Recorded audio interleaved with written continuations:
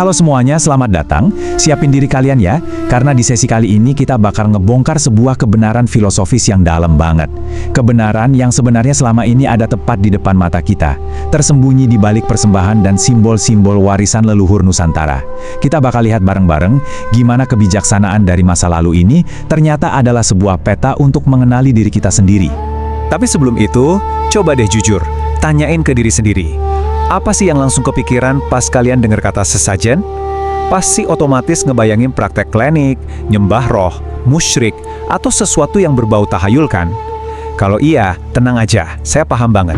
Itu wajar, soalnya emang itu stereotip yang paling sering nempel di masyarakat modern kita sekarang ini. Oke, mari kita bedah ini sama-sama. Siap-siap buat pergeseran paradigma yang luar biasa nih. Ternyata, sesajen itu sama sekali bukan tahayul atau praktek musyrik yang buta. Leluhur kita menyebutnya sebagai sastra genda. Ini tuh ibarat sebuah kitab suci yang hidup, sebuah literatur visual yang memetakan perjalanan jiwa manusia dari titik nol sampai garis akhir dengan sangat presisi. Di pembahasan kali ini, kita punya 5 poin utama.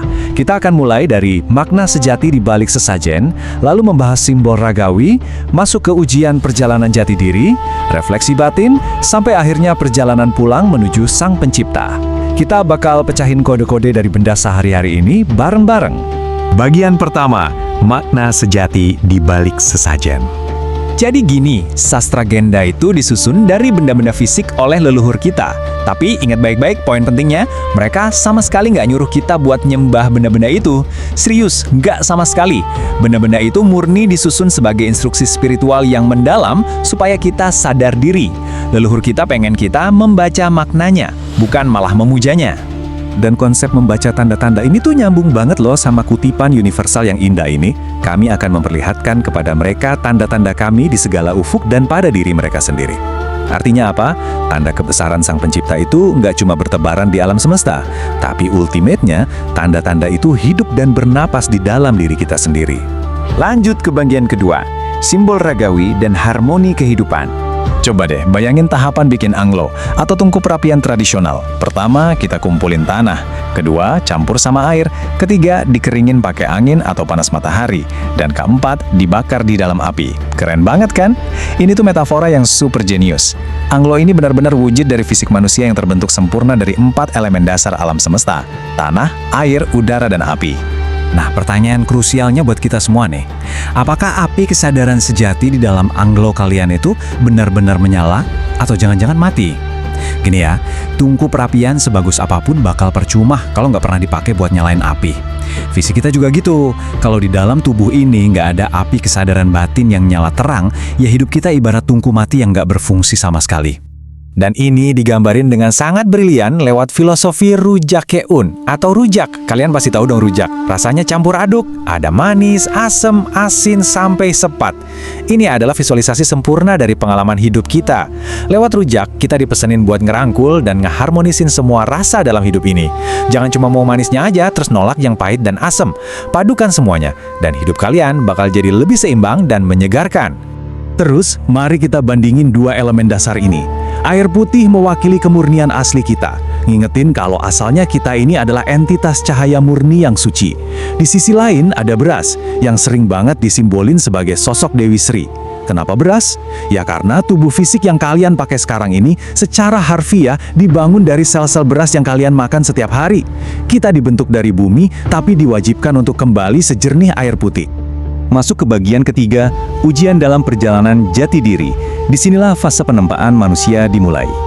Pernah merhatiin nggak gimana teh itu diproses? Teh itu nggak jadi dengan gampang loh. Dia mulai hidup di tempat dingin berselimut kabut tebal.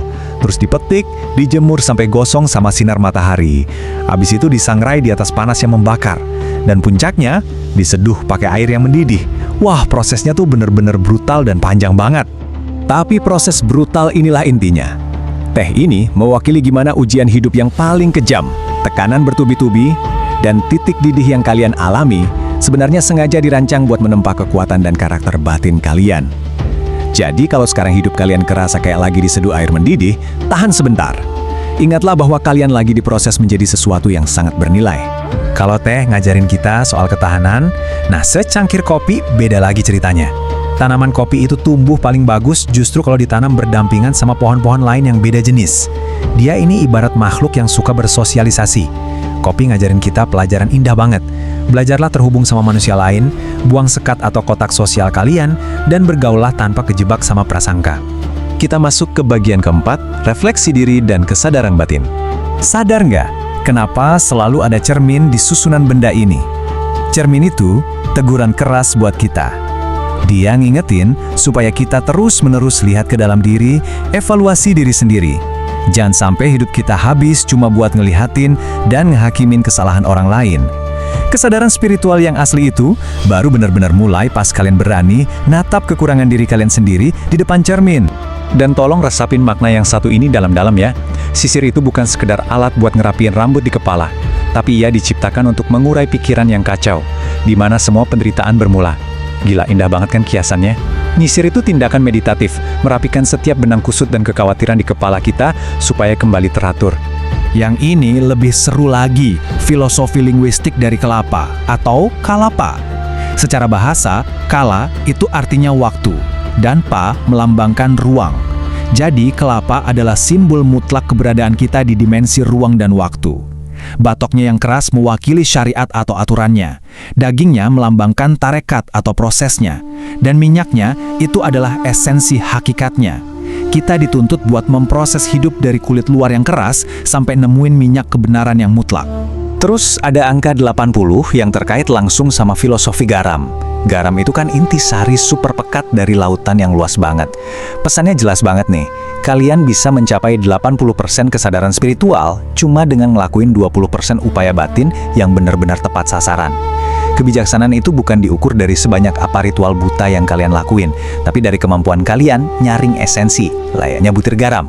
Dan akhirnya, kita tiba di bagian kelima, perjalanan pulang menuju pencipta.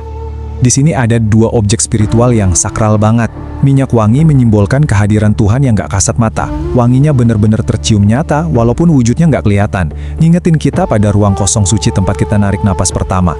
Terus ada senjata pusaka kujang. Kalau kalian perhatiin, kujang itu punya sayap. Sayap ini melambangkan jiwa manusia yang pada akhirnya gak lagi merangkak di bumi, melainkan melesat terbang tinggi menuju sang pencipta. Dan puncak dari semuanya ada di misteri tanaman Hanjung. Coba perhatiin siklisnya deh. Pas bayi lahir, Hanjung ditanam bareng ari-arinya. Semasa hidup, dia jadi pengingat betapa sementaranya kita di dunia. Dan pas kita wafat, dia ditancapkan persis di atas makam kita. Tahu nggak kenapa? Karena secara bahasa, Hanju berarti napas terakhir, dan Hyang adalah sang pencipta. Hanjung benar-benar monumen kepulangan, sebuah laan napas terakhir yang kembali memeluk penciptaannya. Nah, sekarang setelah kalian paham dan pegang peta luar biasa dari warisan leluhur kita ini, saya mau ninggalin satu pertanyaan penting buat kalian renungkan. Apakah kalian akhirnya siap buat membaca tanda-tanda itu di dalam diri kalian sendiri? Berhentilah nyari di luar sana. Mulailah hargai kedalaman budaya kita, dan yang paling penting, coba tatap ke dalam jiwa kalian dengan kesadaran yang baru. Makasih banget udah nemenin saya menelusuri kebenaran ini. Sampai jumpa di pembahasan kita selanjutnya.